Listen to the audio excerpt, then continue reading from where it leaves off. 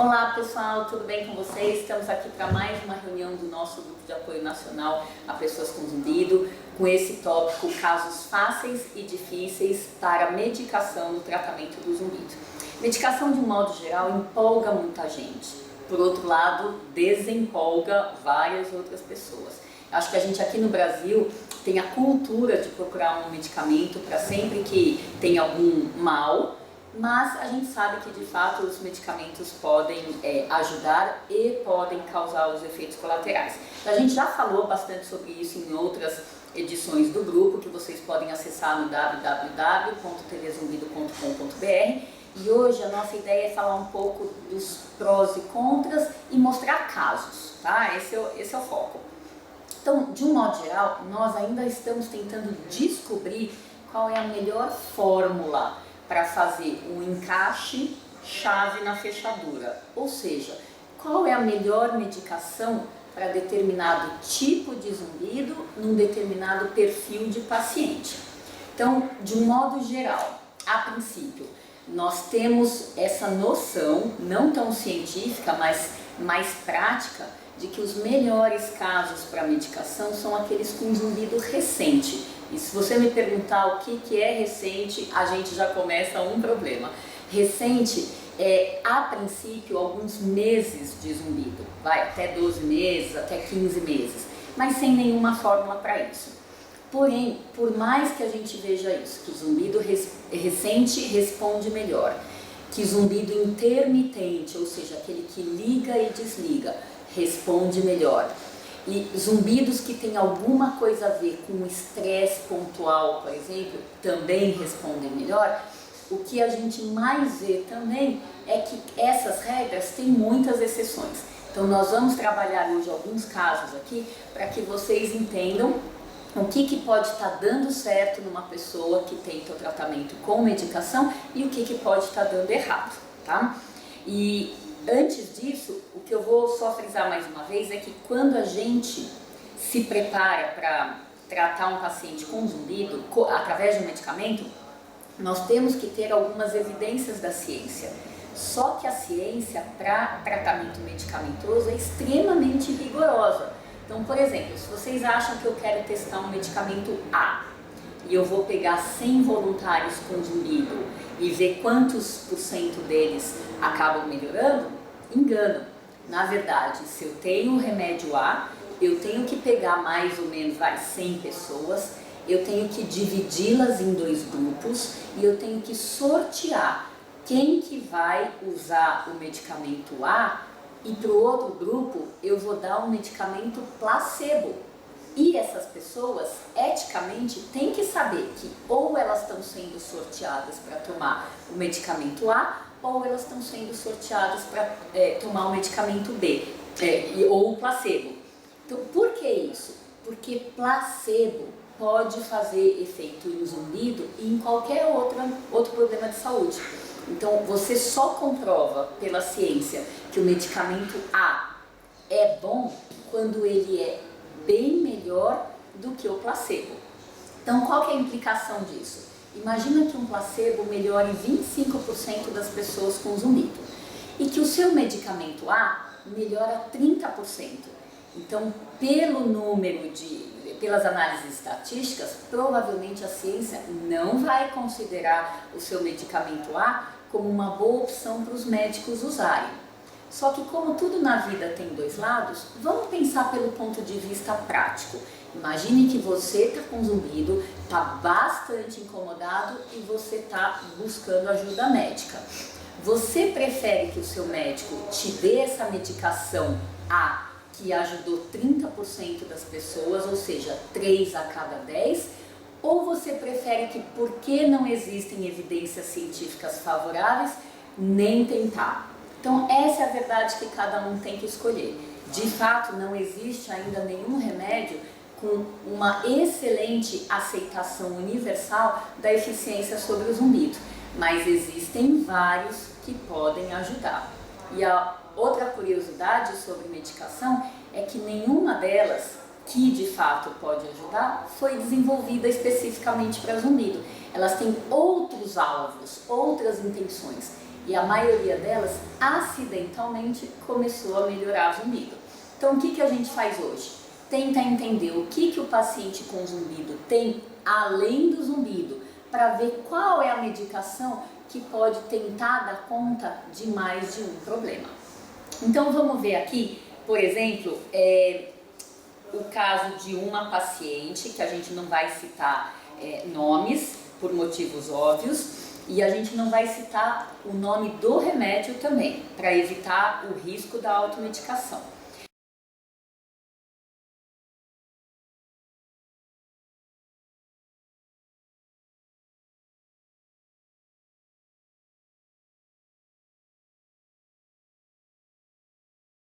Mas era uma senhora de 58 anos que veio procurar a nossa ajuda em março de 2014. Ela se queixava de um zumbido há 8 anos de duração e no último ano ele ainda tinha piorado. Era nos 2 ouvidos, pior do lado direito, ela comparava com uma cigarra e numa escala de 0 a 10 de incômodo, esse zumbido a incomodava nota 9. Ela também tinha uma perda de audição nos 2 ouvidos, só que a nota de incômodo era 3. E também se queixou de uma tontura que começou há 8 anos, no mesmo tempo do início do zumbido, e que tinha melhorado rapidamente. E a maior queixa dela, além desses 3 sintomas, do zumbido, da perda de audição e da tontura, era uma dificuldade enorme para conciliar o sono e para manter a concentração nas atividades do dia a dia. Então veja, nós fizemos a consulta, nós fizemos a avaliação audiológica completa, fizemos a medida do zumbido e naquele momento ela tinha um zumbido que na orelha direita, que era o menor, tinha um volume 9, o comum é de 5 a 10, e na orelha esquerda tinha um volume 12. Então, juntando as queixas clínicas e a dificuldade de sono e de concentração, nós escolhemos uma determinada medicação e sugerimos que ela tomasse 2 meses. 2 meses depois, o zumbido, que era volume 9, baixou para 2 e o que era volume 12 baixou para 3. Então, foi rapidamente um sucesso numérico na contagem e um sucesso clínico. Dá para chamar isso de cura? Não, o zumbido não foi embora completamente. Mas dá para dizer que não funcionou? Não, porque ela teve mais do que 50% de melhora, tanto na satisfação de dormir melhor, de se sentir mais calma, de ter menos zumbido, quanto na questão da avaliação audiológica. Então, essa avaliação nós gostamos muito, porém, só conseguimos levar em consideração quando a pessoa tem a certeza de como é o zumbido dela e durante o exame que chama acufenometria, consegue demonstrar reprodutibilidade desse exame, ou seja, ela testa uma vez, ela testa 2 vezes, ela testa 3 vezes, tudo em seguida e os resultados são bem parecidos. Então, nessa situação eu consigo dar valor para a mudança numérica que acontece antes e depois do tratamento medicamentoso. Então, a princípio, essa senhora tinha 8 anos de zumbido, tinha piorado 1 ano, quer dizer, não é um zumbido recente, só que ela nunca tinha tentado o tratamento e com esse conjunto de sintomas, ela se propôs, ela aceitou a nossa proposta e, portanto, nós decidimos juntas de fazer isso. E qual não foi a nossa surpresa agradável quando 2 meses depois, então já na próxima consulta, ela voltou se sentindo melhor. Agora eu vou mostrar para vocês o caso de um paciente de 62 anos que mora em outro estado e, portanto, ele só podia vir aqui para São Paulo a cada 3 ou 4 meses.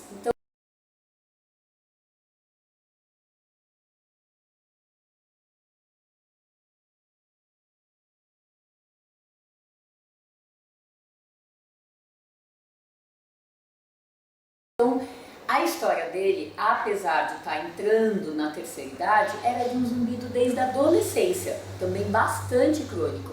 Só que ele cresceu acostumado com esse zumbido, ele era baixo, não incomodava, e apenas nos últimos 5 anos é que ele começou a ter repercussão no dia a dia desse sintoma. Portanto, quando ele chegou para nós, ele tinha um zumbido de 17 dBs nível de sensação à direita e 15 à esquerda. Apesar de ser um tempo longuíssimo de zumbido, ou seja, uma exceção à própria regra que nós estávamos comentando com vocês no começo, ele quis tentar a medicação, já foi o pedido dele, nem foi a minha proposta. Aí chegamos num acordo, vamos tentar e ver o que acontece. E ele foi medicado, então com outro medicamento em relação ao caso anterior, e de maio de 2013 até agosto de 2013, ele voltou com melhora numérica do exame, só que ele não tinha percebido diferença de uma consulta para outra. Então, na opinião dele, ele falou: doutora, eu acho que está tudo igual, eu só estou um pouco mais acostumado com o meu zumbido. E quando nós vimos a diferença no exame da pulsometria, nós propusemos a ele: parece que começou a haver uma diferença no seu zumbido, mas ela não foi ainda suficiente para o senhor perceber. Que tal, já que não houve efeito colateral, nós continuarmos um pouco mais em observação até a sua próxima volta? Ele aceitou a proposta e assim foi. Então, de agosto de 2013 até novembro de 2013, 3 outros meses, uso regular da medicação. Quando ele voltou, aí sim, ele começou a notar, ele falou assim: de fato o meu zumbido está chegando mais perto daquele que era antes, com o qual eu não me incomodava. Então, a nova medida do zumbido, a primeira era 17, tinha baixado para 14, baixou para 8. E na orelha esquerda, a primeira era 15, tinha baixado para 11, baixou para 8 também. Então, aquela diferença entre os dois zumbidos passou a não mais existir, os dois estavam mais simétricos. Então, com essa resposta positiva e gradativa, na ausência de efeitos colaterais, isso é importante de mencionar, a proposta foi: vamos um pouco mais em frente? Vamos! Então, nós tentamos mais 2 meses dessa vez, e o que nós vimos é que daí o zumbido parou de responder, ou seja, toda a piora que ele tinha tido nos últimos 5 anos foi recuperada, e ele achou então que estava de volta àquele nível sem incômodo. E o sem incômodo quer dizer para ele, quis dizer também para ele, que ele nem sempre percebia o zumbido, porém, quando parava para prestar atenção, aí ele via que de fato o zumbido ainda estava lá. Dá para dizer que é cura? Não dá. Dá para dizer que é nada? Não dá. Ou seja, um paciente com zumbido extremamente crônico, né, desde a adolescência, que conseguiu melhorar com a medicação toda a piora que ele tinha adquirido nos últimos anos. Então, nós consideramos isso um sucesso parcial. E um outro caso interessante, dessa vez de um jovem de 34 anos do sexo masculino,